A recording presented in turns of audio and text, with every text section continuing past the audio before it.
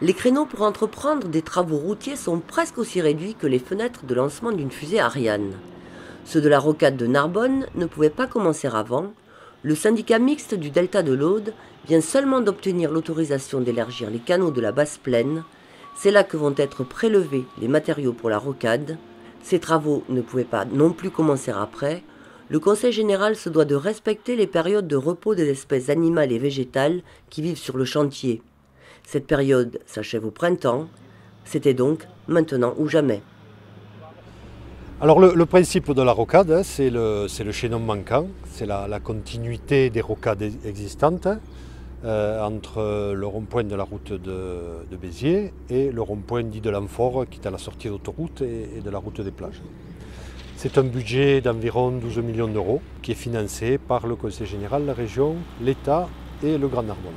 C'est un projet qui est contraint au niveau environnemental, qui est contraint dans l'espace, c'est-à-dire qu'on ne doit pas perturber certaines espèces et donc on travaille sur certains secteurs très précis et qui est contraint dans le temps puisqu'on a des périodes d'intervention aussi qui sont très encadrées. Le Conseil général déposera le mois prochain les dossiers réglementaires auprès des services de l'État. Une enquête publique sera ouverte à l'automne 2015. Les travaux de construction commenceront en janvier 2016.